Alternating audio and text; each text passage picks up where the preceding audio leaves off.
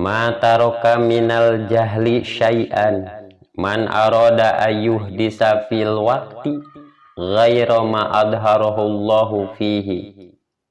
Henteu nunda kana kebodohan saeutik-eutik acan jalma anu miharep kana ayana perubahan atawa tingkatan dina hiji waktu. Ku ayana migawe kana pagawean anu henteu nemrakeun Allah kana eta pagawean. Tegasna henteu ngudukeun Allah kana eta pagawean. Henteu nunda kana kabodohan saeutik-eutik acan hartina kacida pisan bodona atawa bapa bodo biang biko belet bin bodo alias boloho. Jalma anu ngaharepkeun kana ayana perubahan kayaning lamun dina urusan agama mah hayang nepikeun kana tingkatan ma'rifat ka Allah atawa hayang menang titel az-zahid atawa lamun dina urusan kahirupan sapopoe mah hayang geura beunghar, hayang geura kabayar, hayang geura cager, hayang geura kabeuli anu kabeuli itu jeung sajabana. Eta dina hiji waktu, tegasna dina waktu anu ditangtukeun ku manehna. Kubakating hayang geura tea nepikeun ka tuluy migawe kana pagawean anu henteu ngudukeun Allah kana eta pagawean teh. Tegasna ma adharahu Allahu fi. Upama si jalma teh tina awahing hayang geura bisa makrifat ka Allah tina anu tadina manehna ikhtisab, tegasna tukang ngasab kulantaran hayang geura tea gap kana tajrid, tegasna cul kasab ikhtiar estuning wungkul ngawungkulkeun kana ibadah anu bari padahal kitu laku teh Allah henteu ngudukeun. Atawana tina awahing hayang geura beunghar atawa hayang geura kabayar nepikeun ka tuluy nyepi diri cul dahar cul nginum ngunun maneh diparaseuneu bari jeung kitu laku teh henteu dikudukeun ku Gusti. Atawa nya kitu deui sabalikna awahing hayang geura tea nepikeun ka dughulu pet salat tunggul dirarud catang dirumpak aya angka oge dibeuli anu padahal kitu laku teh Allah henteu ngudukeun. Tah jalma anu kitu laku teh ma taroka minal jahli syai'an. Jalma pangbodo-bodona tegasna bongkotna kabodohan dapuranana kabeletan. Mugi sing terang saestuna Allah Subhanahu wa taala teh eta rajaning raja anu ngarajaan alam semesta, anjeunna anu maha uninga kana sagala rupina kaayaan dieu alam. Kitu kieuna teh sugih pakirna, bodo pinterna, cager sinarenggeringna. Eta sadayana oge parantos diatur ku kudrot sareng irodahna zat Allah Subhanahu wa taala. Direncanakeun eta teh diajalina. Sakumaha pilahir mantena Allahu ya'lamu ma tahmilu kullu unsa wa ma taghidul arhamu wa ma tajdadu wa kullu syai'in indahu bimiqdarin. Allah eta anu maha uninga kana eusina kandungan saban awewe jeung kana eusina kandungan anu tacan sampurna jeung anu leuwih ti kitu oge jeung sagala perkara oge eta aya ukuranana diatur kalawan takdir Allah Subhanahu wa taala. Jadi ku ayana ieu ayat pikeun beuki jelas yen sanyanyana sagala rupa pagawean urang mah ngan ukur dharma henteu matak bisa ngarobah kana naon nu ku Gusti geus ditangtukeun. Tapi ieu hal teh henteu ngandung harti kana kuduna urang ninggalkeun digawe. Lantaran ari digawe mah eta hak urang, tegasna geus jadi hiji pagawean kasakur anu ngaku jadi abdina Gusti eta kudu kumaula babakti ka Gustina ku cara anu geus diatur ku Rasulna anu disebutna syariat teh. Sedang ari sagala katangtuan mah eta hak anjeunna anu maha agung tur bijaksana. Kasimpulanana ringkesna dina hikmah anu ka-17 ieu pikeun urang salaku abdina Gusti cokot anu sineger tengah dina sagala rupa perkara, ulah hareup teuing jeung ulah tukang teuing. Hareup teuing hartina ngaliwat wates anu ku Gusti geus ditangtukeun, nepikeun tina awahing jeung bakating tuluyna ngagarap kana perkara anu ku Allah jeung Rasulna henteu dikudukeun, anu padahal sagala rupa oge geus aya tuduhna jeung geus aya aturanana. Ulah nepikeun ka kajadian tina awahing hayang geura bisa makrifat umpamana anu tadina tina ihtisab. Tuluy weh ngagerentes hate sugan aing teh kudu pindah kana tajrid ieu teh. Anu bari padahal kadangkala keur manehna teh mungguhing Allah mah alus keneh ihtisab.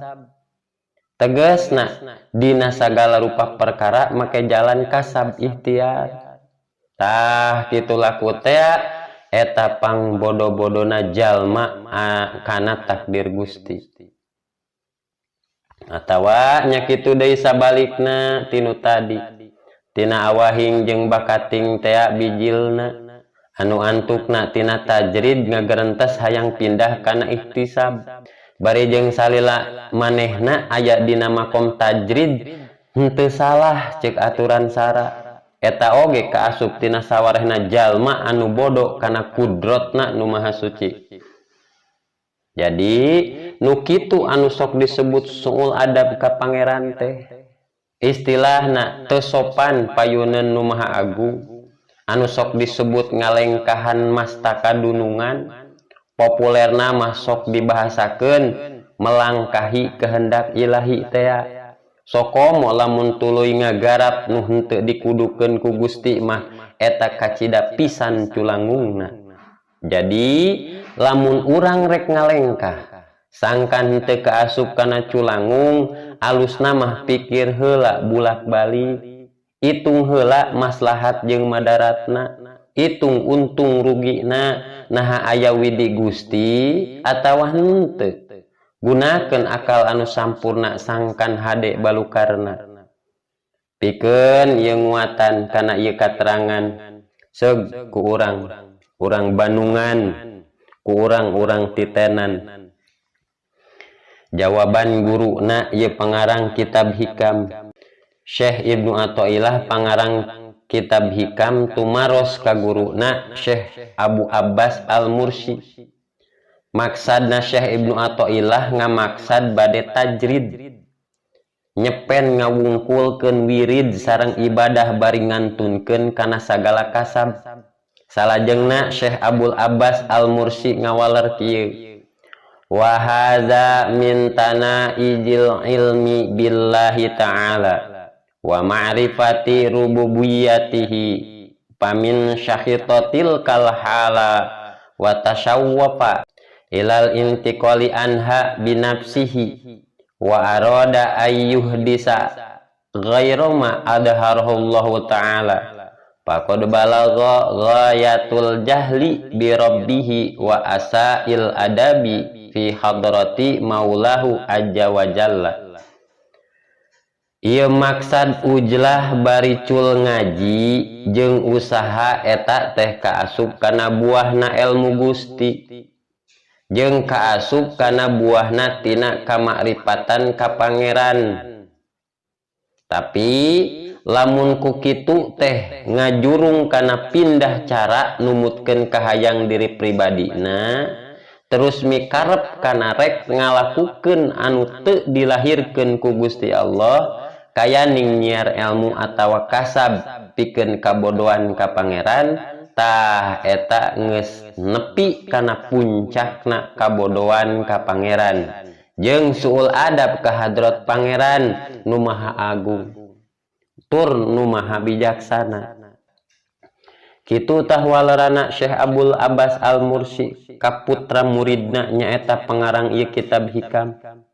Seug ku urang ilik-ilik bulak-balik buah nasing nepikeun kap kapi milik sangkan hirup aya dina ridho holik Ari anu sabalikna bodoh teh eta tangtu ngaranna pinter. Ngan hamu disebut pinter lamun henteu berilmu atawa aya kanyaho teh ku kituna eta ilmu panemu kanyaho urang teh seug gunakeun sing nepikeun ka jadi penerang pelita hati. Jadi papadang anu nyaangan kana hate urang, gunakeun akal jeung otak pamikiran anu sampurna. Kade urang ulah kabalinger loba pisan kang ala ora katenger. Geura ieu tina sapalihna katerangan pilahir al Imam Abul Qasim al Qusairi radhiyallahu an ay annahu mustaslimu lima yabdu minal ghaibi min ghairi zatiyari wa hadza fi ma laisa lillahi azza wa jalla alaihim.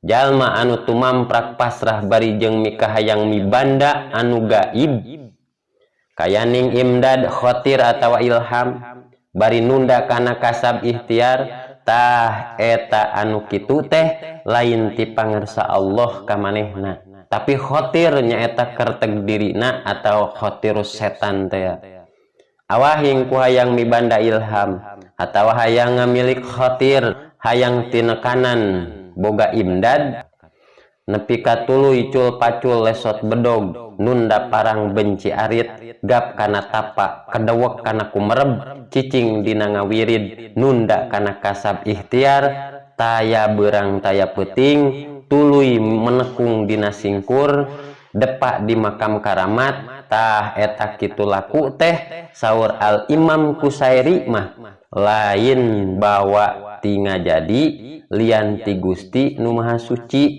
estuning malulu pangajak nafsu oganan uar pangajak setan eta teh anu mata mangkade urang sing terang sanyana pokona dina ibadah mah eta dina ngajalankeun syariatna lain dina kabatinanana eta anu disebut alus adab ka pangeran tah ieu teh ugeran pikeun ka jalma anu ku Allah ditempatkeun dina makom iktisab.